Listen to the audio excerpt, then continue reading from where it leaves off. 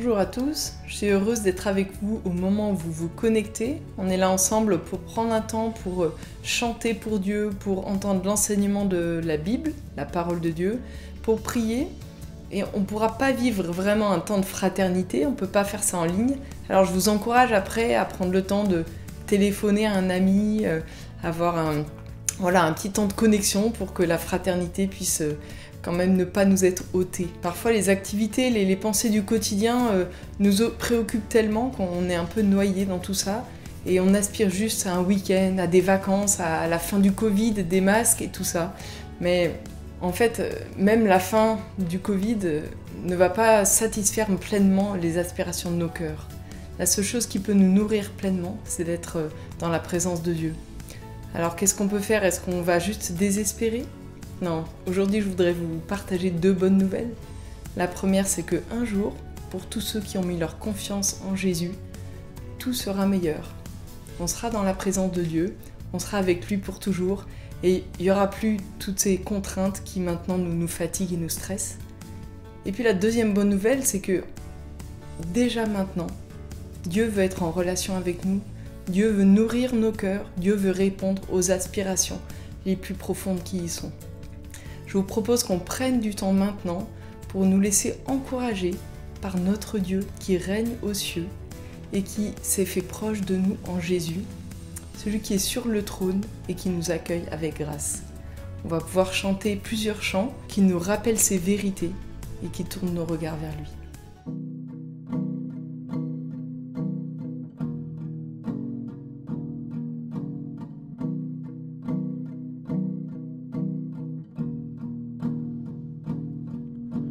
Qui a mesuré les océans, qui a compté les jours de demain, rois et nations tremblent à sa voix, la création l'exalte avec joie. Notre Dieu règne dans les cieux, prosterné adorons notre roi, nul n'est son égal, prosterné adorons.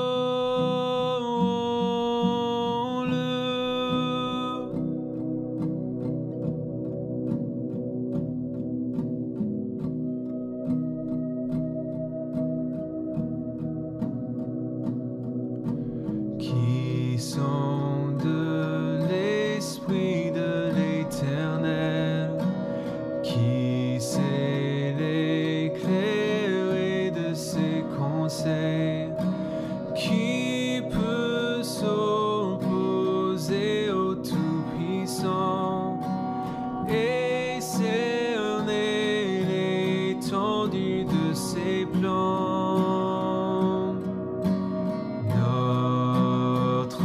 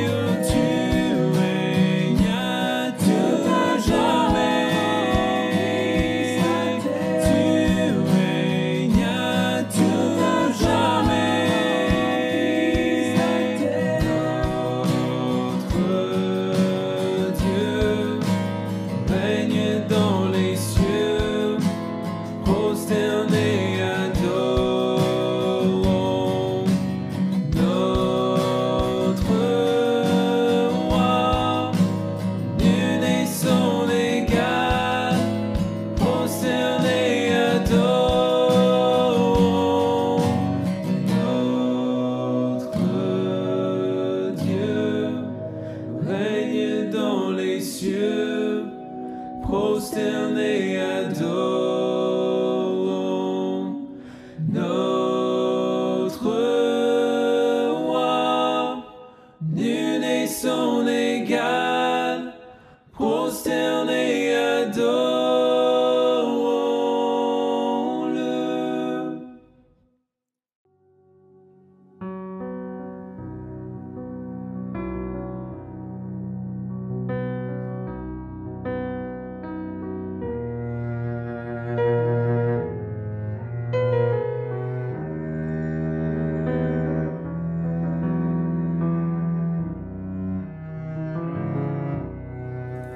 Devant le trône du Très-Haut, mon défenseur sera plié.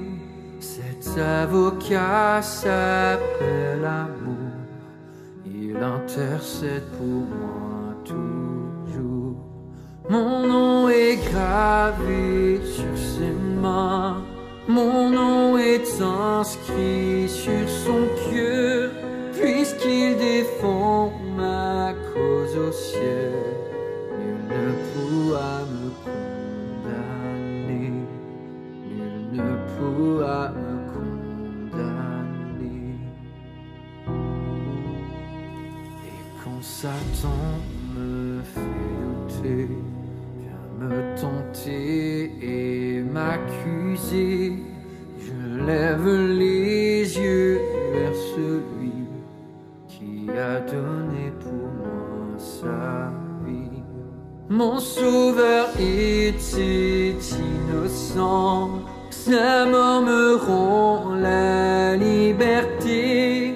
Oui, Dieu le juste est satisfait, et il pardonne mon péché, et il pardonne mon péché.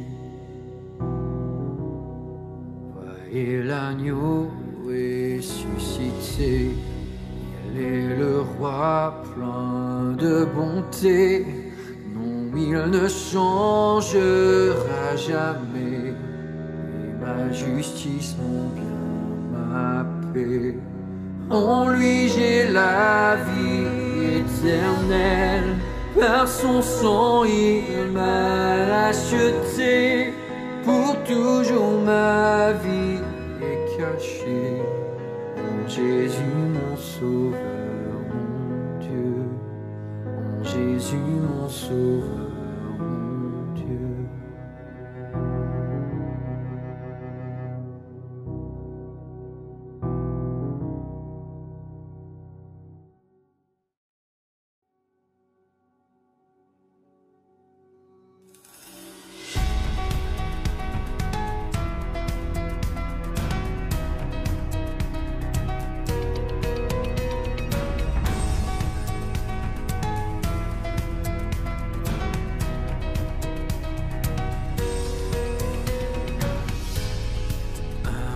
Parfait, tu t'es donné à la croix pour tout effacer de mes péchés.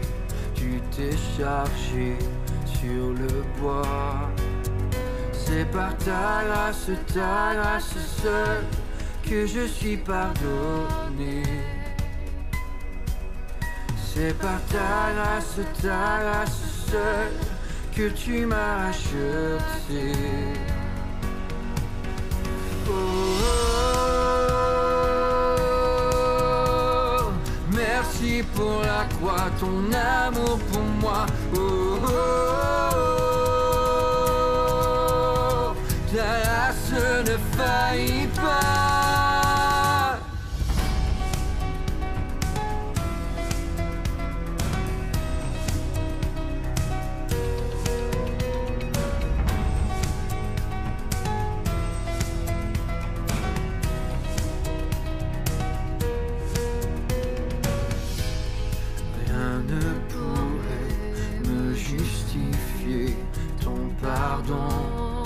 Est immérité, tous mes efforts ne suffiraient à me sauver. C'est par ta grâce seule que je suis pardonné. C'est par ta grâce seule que tu m'as acheté. Oh, oh, merci pour la croix, ton amour pour moi. Oh, oh,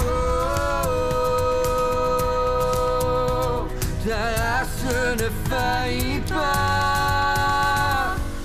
Ta grâce justifie, ta grâce m'affranchit, ta grâce purifie, ta grâce m'offre la vie, ta grâce m'a sauvé, ta grâce a pardonné, ta grâce m'a comblé, ta grâce m'a libéré. Ta grâce justifie, ta grâce m'affranchit, ta grâce purifie, ta grâce m'offre la vie, ta grâce m'a sauvé, ta grâce a pardonné, ta grâce m'a comblé, ta grâce m'a libéré. C'est par ta grâce seule que je suis pardonné. C'est par ta grâce seule que tu m'as acheté. C'est par ta grâce seule que je suis pardonné. C'est par ta grâce seule que tu m'as acheté. Oh, oh, oh, merci pour la croix, ton amour pour moi. Oh, oh, oh, ta grâce ne faillit pas.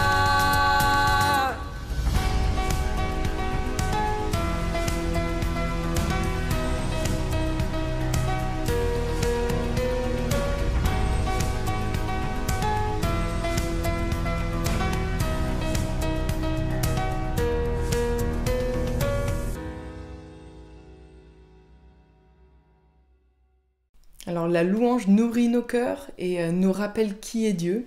Je vous propose maintenant de prendre aussi un temps, là où vous êtes, pour exprimer par vos prières votre reconnaissance à Dieu. Des sujets ont été dits dans les chants, vous en avez d'autres sur votre cœur. Je vous laisse prier.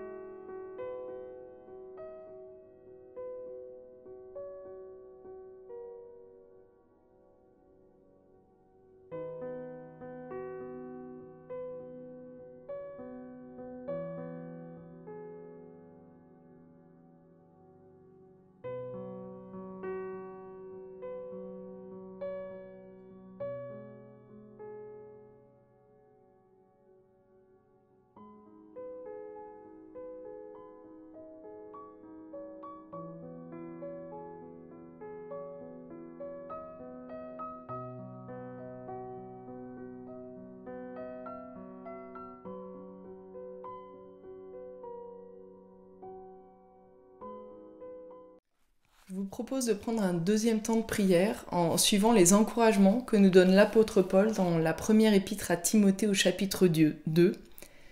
Il dit « J'encourage donc avant tout à faire des demandes, des prières, des supplications, des prières de reconnaissance pour tous les hommes, pour les rois et pour tous ceux qui exercent l'autorité, afin que nous puissions mener une vie paisible et tranquille en toute piété et en tout respect. Voilà ce qui est bon et agréable devant Dieu notre Sauveur, lui qui désire que tous les hommes soient sauvés et parviennent à la connaissance de la vérité. Je vous invite à prendre un temps de prière pour les autorités de notre pays, que nous devons respecter, que Dieu a placé au-dessus de nous et pour lesquels il nous invite à prier.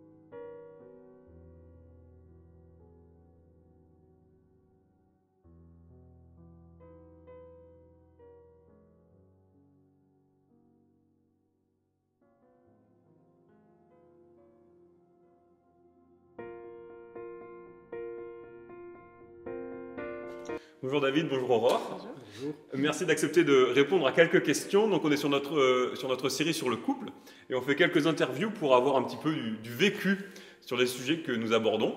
Et donc je crois que vous êtes mariés récemment. Il y a 1 an, c'est ça. Quasiment, jour pour jour. Très bien. Où ça? Autour de Lyon. Autour de Lyon. Félicitations. Et donc ils vont répondre à quelques questions sur les fréquentations.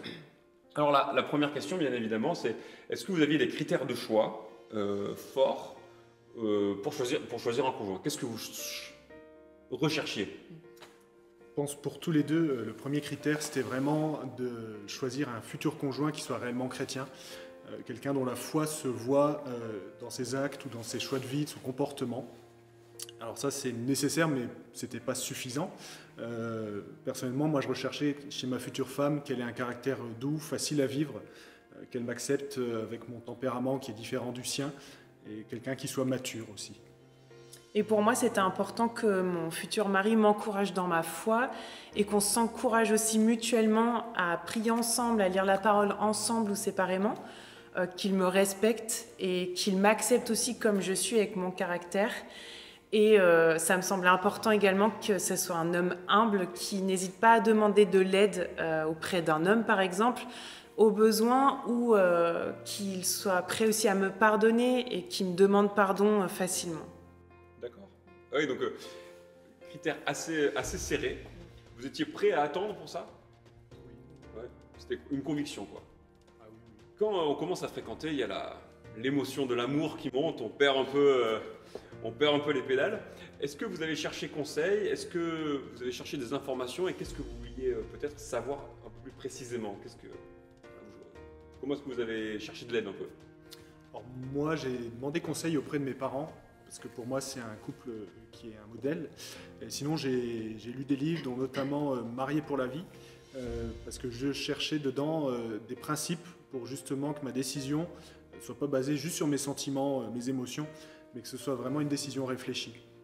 Et puis ensemble, on a lu 2 livres, notamment Vous allez dire oui à qui nous a beaucoup chamboulé, mais qui a apporté beaucoup de sujets de discussion qu'on n'avait jamais eus et qu'on conseille fortement, mais aussi Le mariage de Tim Keller. Et puis de manière un peu informelle, on a demandé facilement des conseils auprès de nos amis déjà mariés. Et de manière plus intentionnelle, on a demandé de vrais conseils à des amis mariés depuis plus longtemps que nous, qui ont plutôt l'âge de nos parents, voilà, parce qu'on avait besoin d'aide et de conseils sur certains domaines. Ça vous a été utile? Vraiment beaucoup. Est-ce qu'il y a un truc que vous vous êtes dit, oulala, là, je sens que c'est le mariage, c'est mauvais plan en fait? Non, je pense pas. On était assez confiants. On savait que c'était difficile, Ok. qu'il y avait des compromis à faire, mais Réaliste, mais ça va. c'est ça. Alors maintenant que vous êtes marié depuis une année, est-ce qu'il y a quelque chose que vous étiez convaincu avant le mariage qui vous a particulièrement été utile, que vous voyez maintenant? Alors moi, je pense, on se doutait assez fortement que la qualité de notre relation à tous les deux, ça allait être vraiment en lien avec la qualité qu'on a tout seul avec Dieu. Et c'est vrai que plus on est proche de Dieu personnellement, et plus ça va entre nous, et plus on s'éloigne de Dieu, et plus on s'éloigne l'un de l'autre. Et de mon côté, moi j'avais quelque chose qui me tenait à cœur, c'était de vivre une vraie dispute avant de se marier. Alors, pas quelque chose de provoqué, hein, mais vraiment qui se passe naturellement, une différence de point de vue profond, simplement pour voir comment on s'en sort. Parce que si on n'est pas capable de se pardonner, ou de trouver un compromis et de se réconcilier, et que ça arrive une fois qu'on est déjà marié, on se rend compte qu'on est un peu dans une voie sans issue, et c'est vraiment problématique. Et ça a marché alors? Embrouille, mais réconciliation. C'est ça. Ouais, super. Oui, puisque vous êtes mariés. Alors bien sûr, le mariage c'est une énorme décision qui touche tous les domaines de notre vie, qui dure toute notre vie, par la grâce de Dieu. Comment est-ce que ce choix-là s'est inséré dans votre vie chrétienne en général? On a discuté d'énormément de sujets avec David, des sujets très terre-à-terre et très pratiques, mais qui nous semblaient vraiment nécessaires. Par exemple, l'argent, comment on va gérer l'argent ensemble tous les deux, combien on donne à notre église, est-ce qu'on soutient des missionnaires, à quel montant, les services qu'on fait seuls, et on tenait aussi par exemple à faire un service ensemble dans notre église. On a aussi parlé de sexualité, quelles étaient nos attentes, quelles pouvaient être nos craintes par rapport à ça. Est-ce qu'on voulait des enfants? Si oui, combien? L'éducation de manière générale. Voilà, c'était des grands sujets qui étaient importants pour nous. D'accord, donc en vrai, une vraie réflexion sur la vie en général, les différents domaines, comment est-ce qu'on vit ça ensemble avec Dieu, c'est ça. les bonnes priorités, être ensemble quoi. Exactement. Ok. Et donc pour terminer, peut-être quelle serait une chose qui vous semble important d'avoir déjà en place dans nos vies avant de se marier? Un prérequis. Pour moi, c'est vraiment important de déjà être épanoui seul, même avant de fréquenter, dans sa relation à Dieu. Parce que quelqu'un qui n'est pas épanoui, qui a un vide et qui cherche en fait à combler ce vide en étant en couple avec quelqu'un qui est un peu comme lui, et bien en fait on additionne juste 2 vides et ça crée un vide plus grand. Et généralement, ça ne marche pas longtemps. Ok, très bien. Écoutez, merci beaucoup. Merci pour ces quelques bribes de vie partagées et que Dieu vous bénisse. Merci. Merci.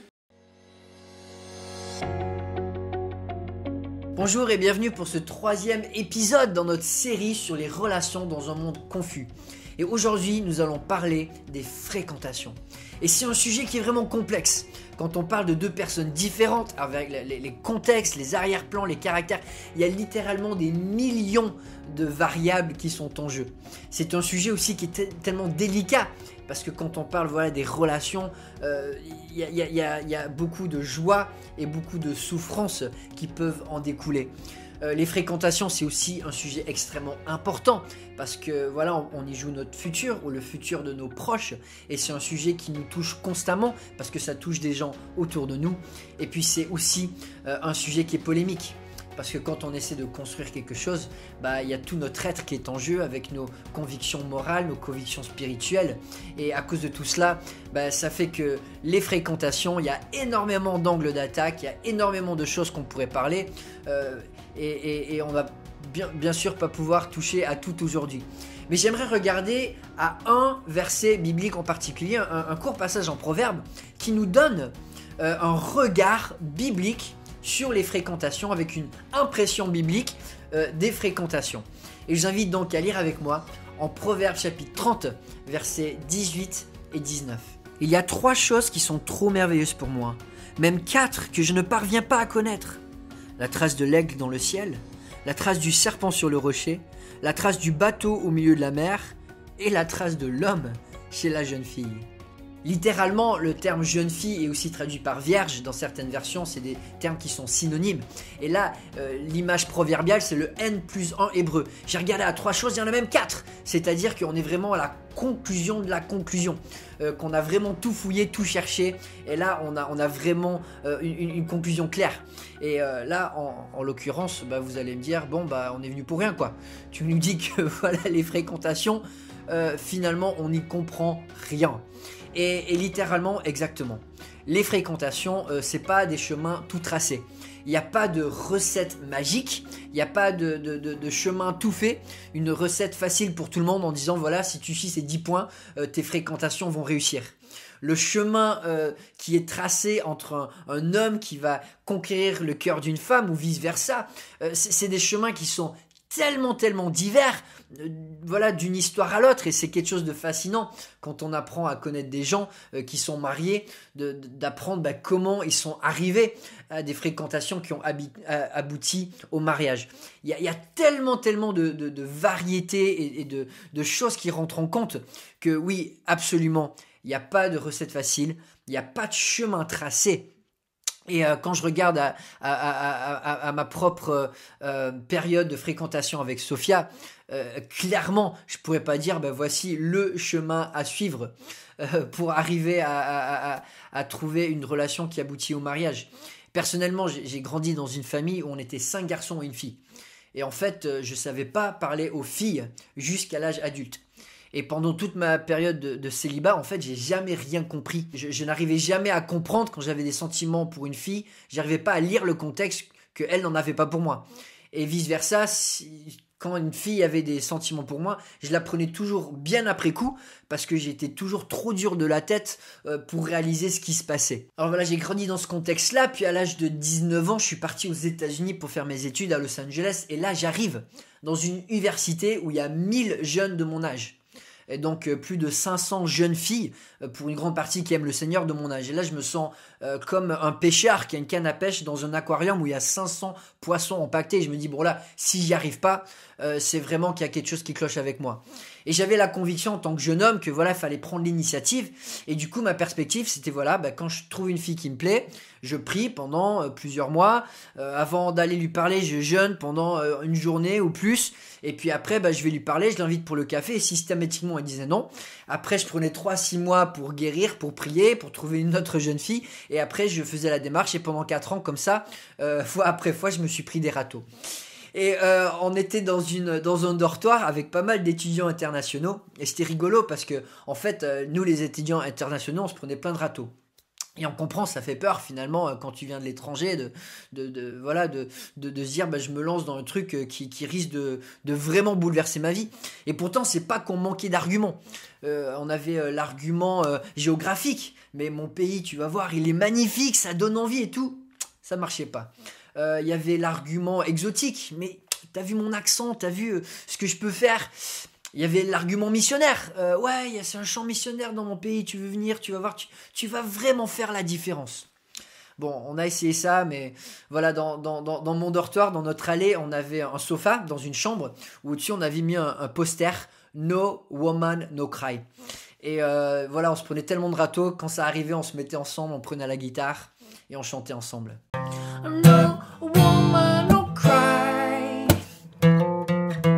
Et finalement, à ma grande surprise, la semaine avant que je finisse mon école biblique, il y a une fille qui a dit oui.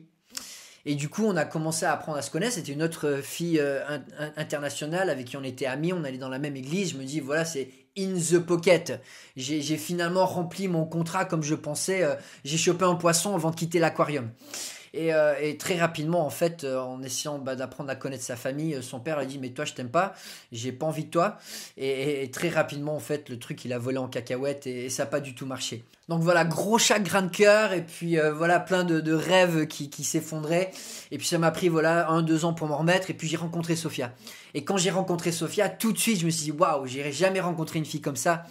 Si j'avais une relation avec elle, j'étais convaincu que ça serait la meilleure relation que j'ai jamais eue. Mais elle avait 5 ans de moins, en plus elle était en chaise roulante à cause de sa maladie auto-immune, et du coup ça m'a fait très peur, et j'ai gardé mes distances. Et en fait, c'est la mère de Sophia qui a vraiment compris avec le temps que tous les deux on avait des sentiments l'un pour l'autre, et qui a commencé à faire mijoter les choses, à donner des opportunités pour qu'on passe du temps ensemble. Et j'étais tellement dur de la tête, je comprenais rien. Et j'ai vraiment fait les choses à l'envers parce que même avant de fréquenter Sophia, j'ai cassé avec elle. J'ai dit à sa mère à un moment, écoute, je suis pas prêt pour ça. Et j'ai pas envie de passer plus de temps avec Sophia. Donc avant même que on se fréquente, j'ai cassé avec elle. Et puis voilà, quelques mois après, j'ai compris mon erreur, que j'arrivais pas à vivre sans Sophia, que j'avais vraiment envie de la connaître. Donc je lui ai avoué mes sentiments. 3 jours plus tard, elle me téléphone en disant mon père il veut savoir est-ce qu'on se fréquente, oui ou non. Donc voilà, j'étais tellement dur de la tête. Pire que Boaz qui avait besoin que Ruth s'endorme à ses pieds, et comme ça le matin il se réveille et elle lui dit bon t'as compris maintenant quoi. Donc avec les immaturités, avec les péchés, puis voilà des idoles que j'avais développées aussi dans mon cœur au travers des années, avec une certaine image du mariage, des fréquentations. Donc j'ai pas eu un mariage arrangé, mais j'ai eu un mariage orchestré parce que j'en avais vraiment besoin.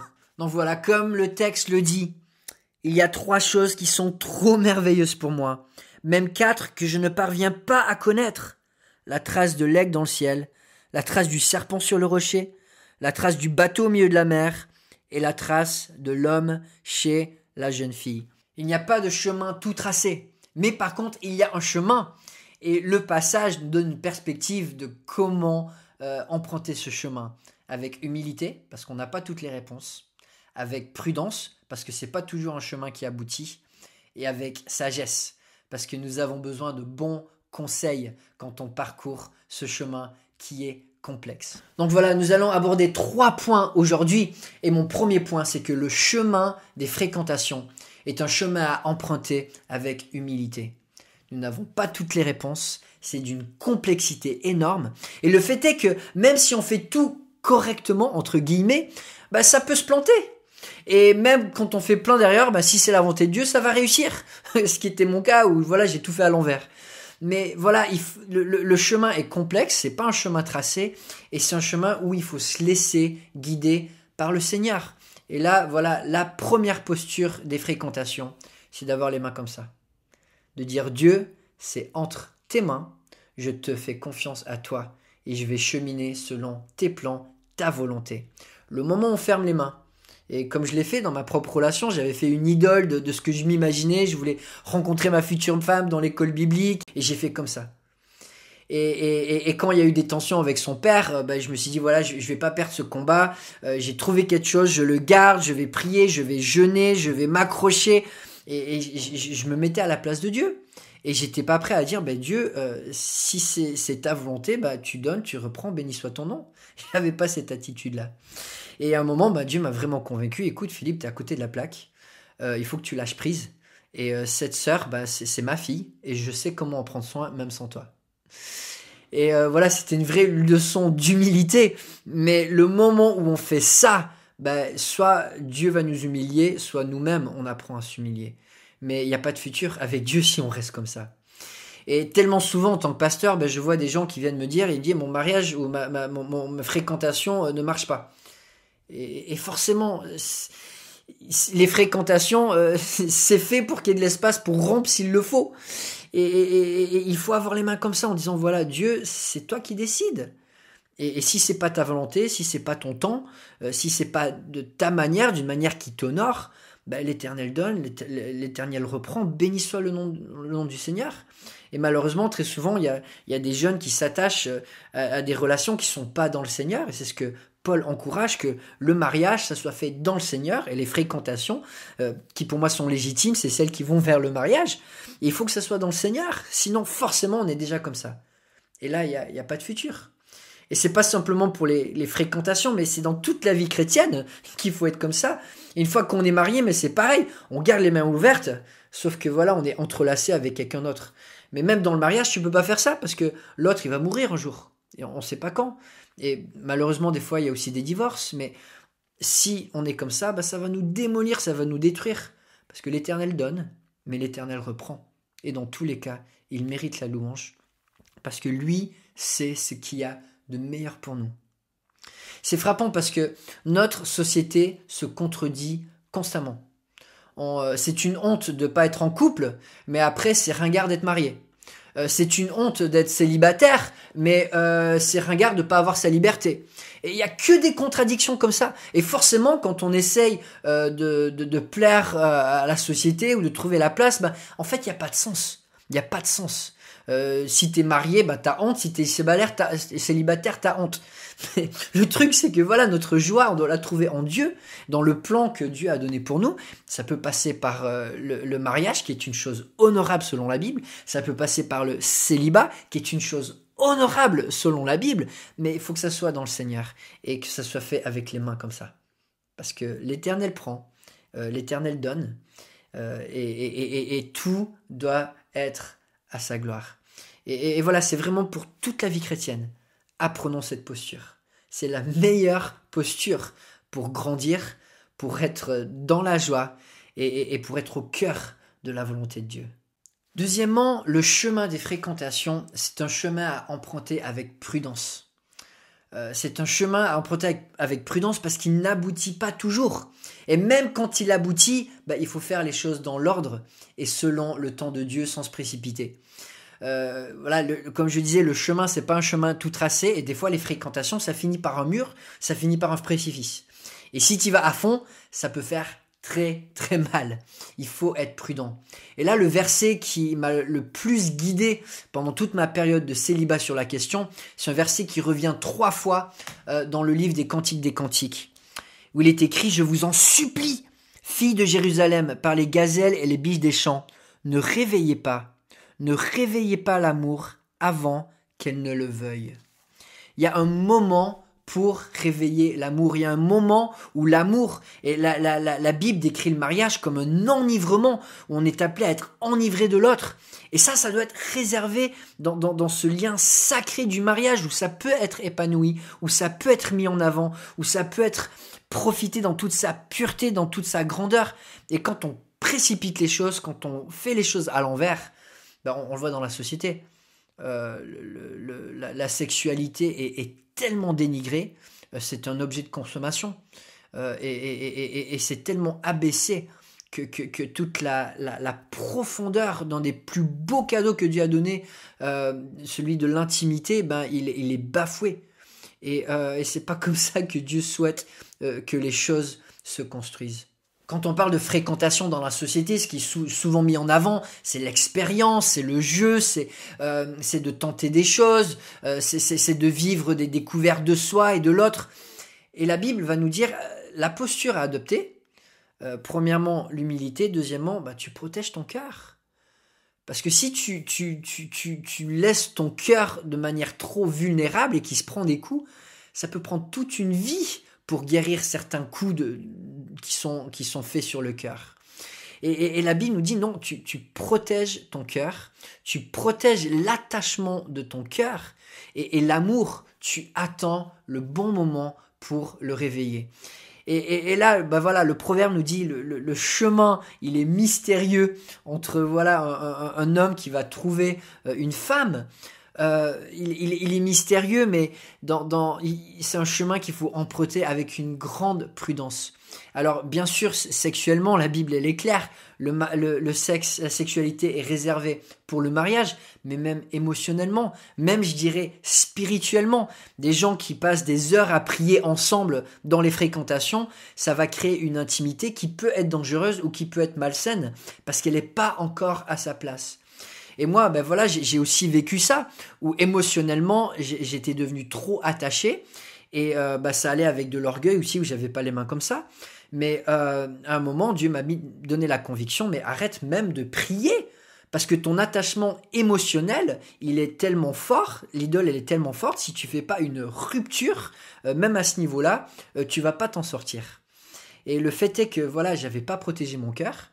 Et si on le fait pas, après on en souffre. Les fréquentations doivent être menées avec prudence, parce qu'elles existent pour être brisées, si besoin. Les fréquentations, c'est le dernier recours qui permet que s'il y a quelque chose qui est pas selon Dieu, si ça correspond pas, si c'est pas sain, c'est à ce moment-là qu'il faut le briser.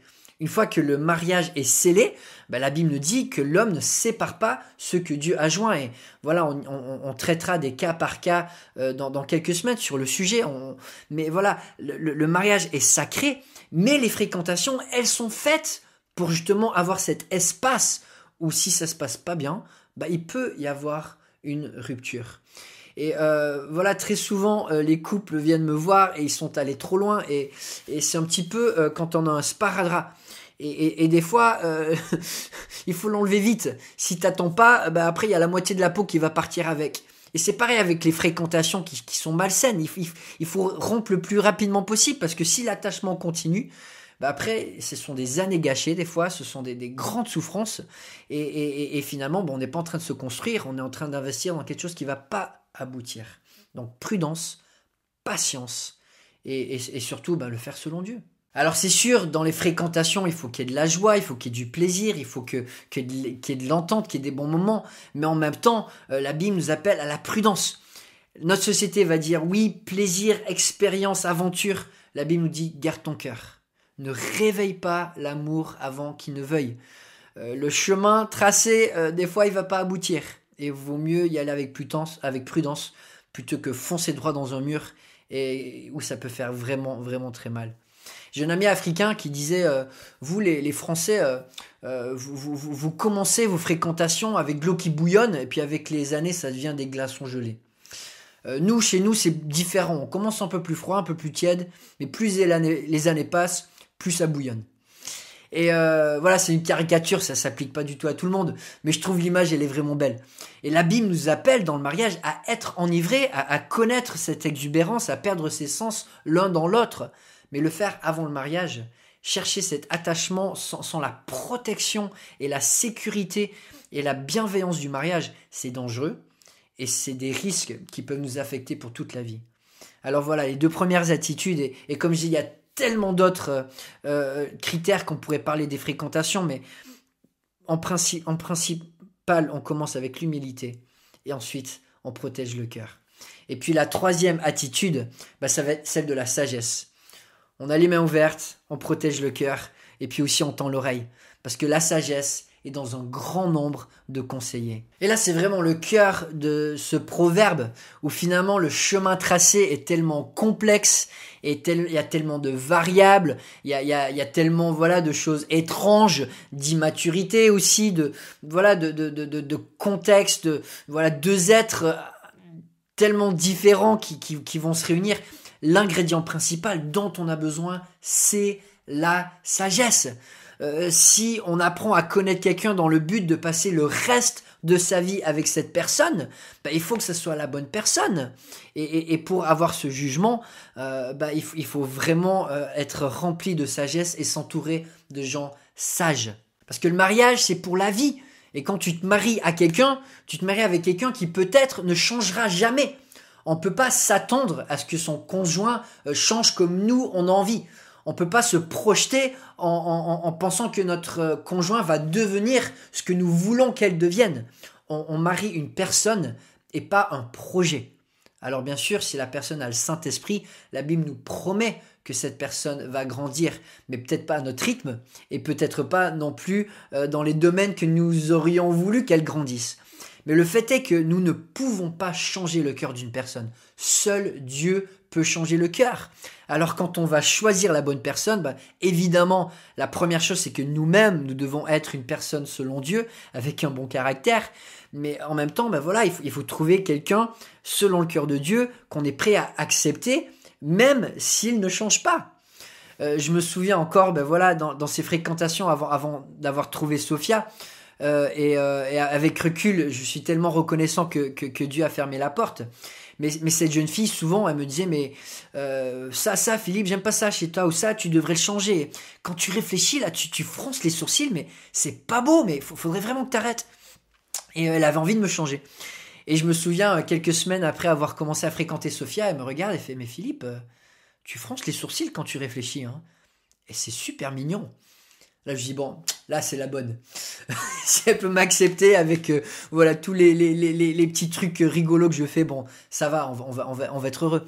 Mais le fait est qu'on ne peut pas changer quelqu'un. Et c'est pour ça qu'il faut tellement de discernement et de poser les bonnes questions à la personne, de vraiment traiter des sujets importants pour savoir, est-ce que je peux accepter cette personne même si elle ne change pas. La sagesse est dans un grand nombre de conseillers. Nous avons besoin d'être entourés parce que notre jugement à nous, il est limité. Et le regard des autres peut permettre de trouver un meilleur équilibre. On a besoin de figures de mentors qui vont avoir du recul, qui vont avoir de l'expérience, qui vont pouvoir nous donner un jugement sain. On a besoin d'amis, de gens proches de nous qui nous connaissent aussi dans notre manière de vivre au quotidien et qui arrivent aussi à apporter un certain regard. Et moi, personnellement, quand j'essaie de connaître quelqu'un, une des premières choses que je regarde, c'est quels sont ses amis. Qui sont ses amis ? Les amis d'une personne révèlent énormément sur son caractère, sur ses priorités, sur ce qu'elle aime et sur ce à quoi elle est attachée. C'est la première chose que j'ai regardée quand j'ai commencé à fréquenter Sophia. Qui sont ses amis et qui sont les personnes avec qui elle brille, elle s'investit et elle s'attache. Et on a besoin, voilà, d'amis proches qui peuvent avoir ce regard. Et puis on a aussi besoin de l'église locale, d'être présent dans l'église locale et d'avoir la sagesse de la diversité, de l'intergénérationnel et de la beauté de l'église locale. Et comme je disais, les fréquentations, bah oui, c'est bien de s'amuser. Et la société va nous dire, ben voilà, éclatez-vous, apprenez à vous connaître, faites plein de sorties ludiques, et c'est chouette. Mais en même temps, si le jeune couple il est tellement occupé à aller à droite à gauche qu'il n'est plus dans l'église locale, bah il va développer des habitudes qui vont être dures de briser une fois marié. Et malheureusement, on le voit souvent, où on a tellement mis en avance ces fréquentations ludiques, et il y a une place pour ça, et c'est bien de le mettre. Mais si l'église locale n'a pas sa place dans les fréquentations, il y a une vraie perte sur le court terme, comme sur le long terme. Et l'équilibre apporte vraiment quelque chose de vraiment riche. Quand j'ai rencontré Sophia, voilà, on était dans une église locale où les gens nous connaissaient très très bien, on avait beaucoup d'amis en commun. Mon mentor sur place la connaissait depuis plus d'une décennie, c'était un pasteur. Et pourtant j'avais un autre mentor, une figure de mentor qui était plus éloignée et qui, sans avoir rencontré Sophia, m'a dit clairement, t'es dans le péché, t'es à côté de la plaque, c'est pas la fille pour toi. Il avait plein d'arguments et finalement le fait de s'entourer de beaucoup de conseillers fait que j'ai pas été brisé par un avis peut-être qui était différent et qui m'a fait réfléchir, mais qui finalement, avec la sagesse de collective des gens autour de nous, on arrivait à tirer jugement. Et voilà, je suis très très heureux, on va fêter 10 ans de mariage cet été, et je suis vraiment super reconnaissant pour la place que mon église locale a jouée dans ses fréquentations. Alors voilà, comme je disais, on pourrait regarder à des centaines de versets qui parlent de principes qui nous permettent d'être des bons chrétiens, qui est vraiment la base des fréquentations qui vont réussir. Il faut que nous-mêmes, en premier, nous soyons la bonne personne pour que ça fonctionne. Mais voilà, aujourd'hui, je voulais simplement faire un zoom sur ces 3 attitudes. L'humilité, les mains ouvertes. La prudence, avec les mains croisées sur le cœur. Et puis voilà, l'oreille tendue. On écoute les gens autour de nous. Et ces 3 ingrédients qui, je pense, peuvent réellement faire une énorme différence pour des fréquentations selon Dieu, qui peuvent être constructives et nous protéger quand le chemin n'aboutit pas, parce que tous les chemins n'aboutissent pas. Voilà, merci de nous avoir suivis. La semaine prochaine, nous allons continuer la série et nous allons parler de l'éducation des enfants. Donc je vous invite à suivre le prochain épisode et voilà, continuons de prier pour nos églises locales, que Dieu continue à guérir, à diriger, à instruire, que nous puissions produire des individus, des familles, des amitiés qui soient vraiment fortes, profondes et qui peut-être vont à contre-courant de la société, mais qui font la différence. C'est ma prière et que Dieu nous conduise et nous bénisse. Bonne semaine.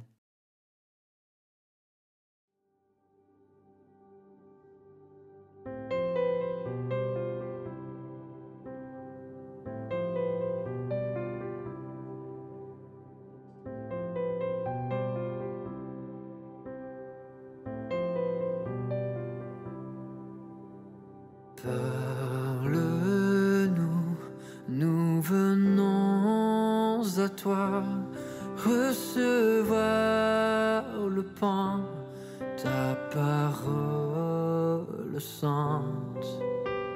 Viens Seigneur, par la vérité, modeler nos vies pour te ressembler, et que la lumière de Jésus, moi, rayonne en nos vies par l'amour, la foi. Parle-nous, accomplis, Seigneur, ton œuvre en nos cœurs pour ta gloire.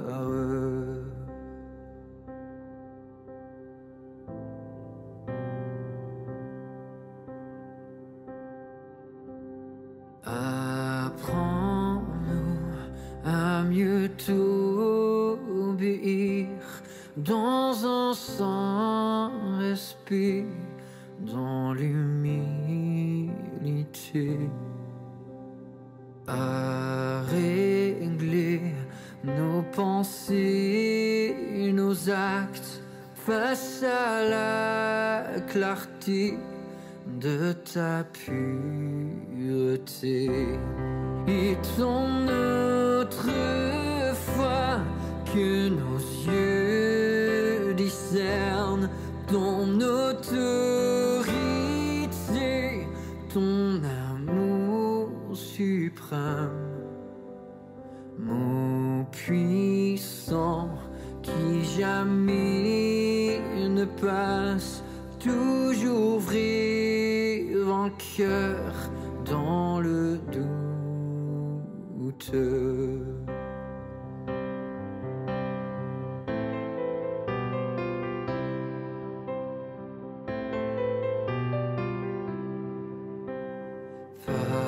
Parle-nous, renouveler nos cœurs, nous voulons sonder tes plans élevés, qui toujours, dès la nuit des temps, dans tout l'univers,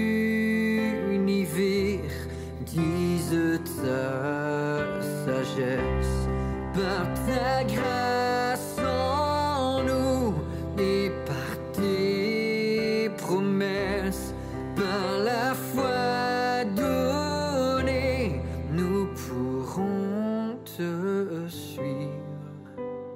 Parle-nous, bâtis ton église sur la terre entière pour ta gloire.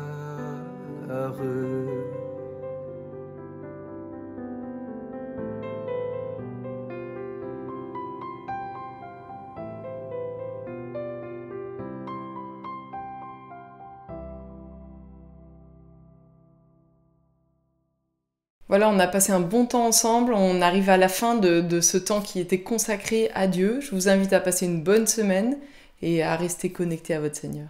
Et je vous invite à la prière. Seigneur, on te remercie pour ton amour envers nous. Et on te remercie pour la capacité que tu nous as donnée d'aimer les uns les autres.